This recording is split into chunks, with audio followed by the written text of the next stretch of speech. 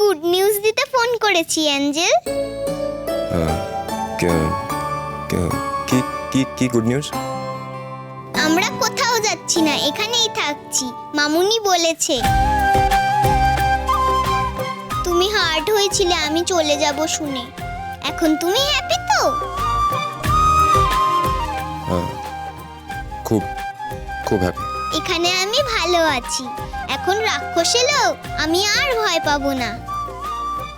তুমি ভয় কেন পাবে? তুমি তো ব্রেভ প্রিন্সেস। আমি ব্রেভ হলেও তুমি আমার সুপার পাওয়ার অ্যাঞ্জেল। অলি, ফোনটা আমাকে দাও।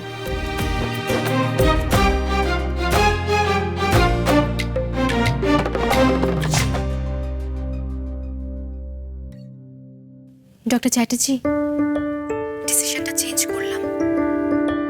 অলির কথা ভেবে আর মাও এখানেই থাকতে চাইছিলেন, তাই। Good, very wise decision.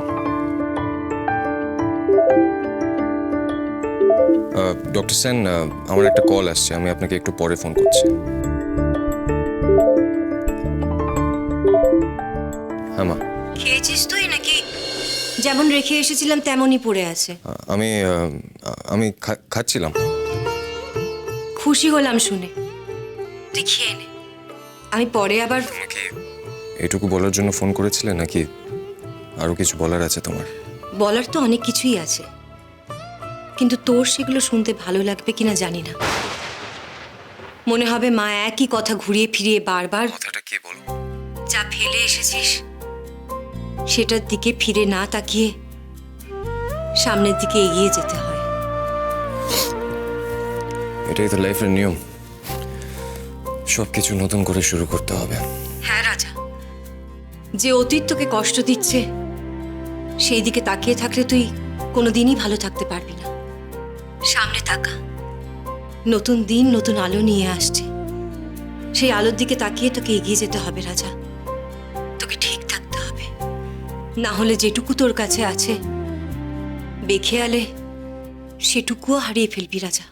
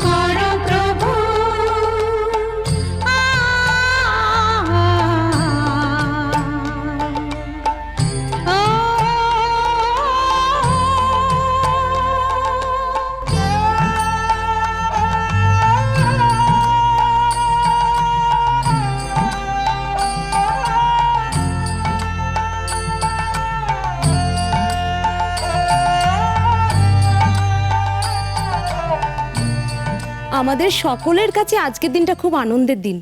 আজকে আমাদের এই আশ্রমের প্রতিষ্ঠা দিবস। আরে তোমরা আমাকে আগে কেন বলনি? এটা তো বলার মতো কিছু নয়, তবে আজকের দিনে আমরা ওই একটু হাসি আনন্দ খাওয়া দাওয়া এইসব আর কি করি। আরে সেটাই তো অনেক বড় ব্যাপার, কিন্তু আজকে আশ্রমের জন্মদিন, একটু তো সাজাতে গোছাতে হবে। হ্যাঁ হ্যাঁ, সব হবে, তবে তার জন্য তোমাকে আমার সাথে একটু কলকাতায় যেতে হবে। হ্যাঁ, আসলে লকডাউনের সময় তো এখানে সব দোকানপাট বন্ধ, জানো তো, আর সব সময় তো সব কিছু এখানে পাওয়াও যায় না।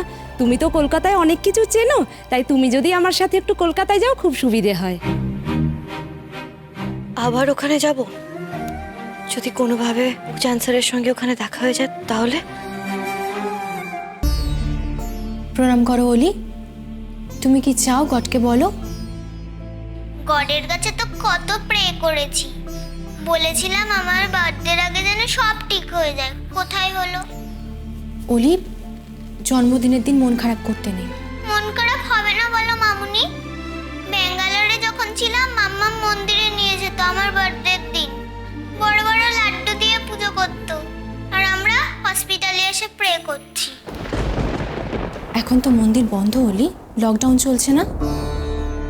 আর ঠাকুর যেখানেই থাকুন, তুমি প্রার্থনা করলে উনি ঠিক শুনবেন। কিন্তু আমার বার্থডেতে তো আজ কিছুই হবে না, আমি জানি।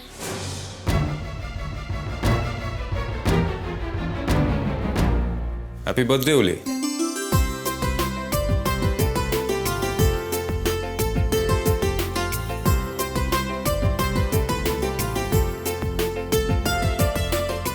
আমার বার্থডে আজকে, তুমি কি করে জানলে অ্যাঞ্জেল? তোমার এঞ্জেল তোমার ব্যাপারে সব কিছু জানে, আর এটাও জানে তোমার মামুনি তোমার জন্য একটা বড় সারপ্রাইজ।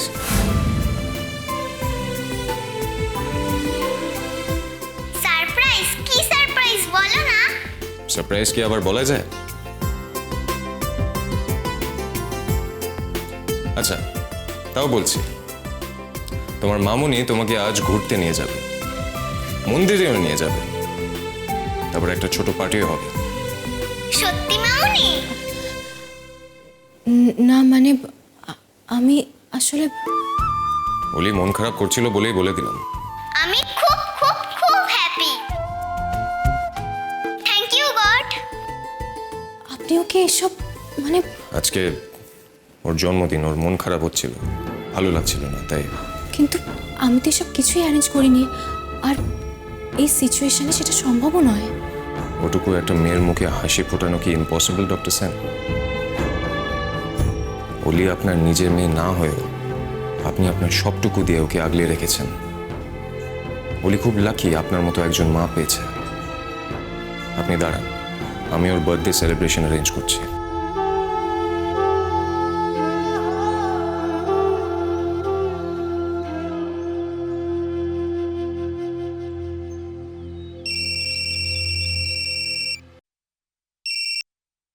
রাজা, তুমি ফ্রি আছো? মানে কথা বলা যাবে?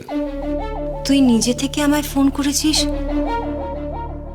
কিছু কি হয়েছে? তোমাকে আমার জন্য একটা কাজ করে দিতে হবে, মানে তোমার যদি কোনো অসুবিধা না থাকে। কি বলছিস বলতো? তুই নিজে থেকে আমার কাছে কিছু একটা চেয়েছিস, আর আমি সেটা করব না? তা কখনো হয়? বল, কি করতে হবে আমার? আমার একজন কলিগ আছে ডক্টর ঝিনুক সেন, আজ ওনার মেয়ের জন্মদিন। আচ্ছা, ওনারা তো এখানে নতুন, প্লাস এই প্যান্ডেমিক সিচুয়েশনটাও রয়েছে, তো ওর জন্মদিনটা ছোট্ট করে যদি একটু সেলিব্রেট করা যায়, মানে নিজেদের মধ্যে নিয়ে। এখানে আকাশ